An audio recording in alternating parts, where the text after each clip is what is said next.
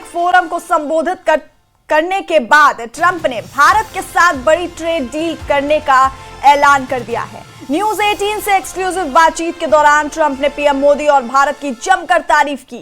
Donald Trump ने PM Modi और भारत को बेहतरीन दोस्त बताते हुए कहा कि मैं प्रधानमंत्री मोदी की बहुत इज्जत करता हूं। वो एक शानदार इंसान है और मेरे अच्छे दोस्त हैं और हमारे बीच बहुत जल्द एक बहुत अच्छी और बड़ी ट्रेड डील होने जा रही है। ट्रंप का ये बयान ऐसे समय में आया जब अमेरिका ने भारत पर 50% टैरिफ लगाया है, जो दुनिया में सबसे अधिक टैरिफ में से एक है। इसलिए ट्रंप के बयान को सीधे सीधे एक बड़ा और सकारात्मक संकेत माना जा रहा है।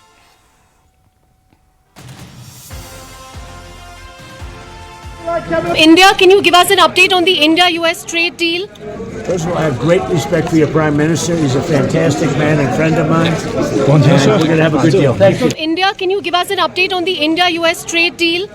First of all, I have great respect for your Prime Minister. He's a fantastic man and friend of mine. And we're going to have a good deal. Thank you.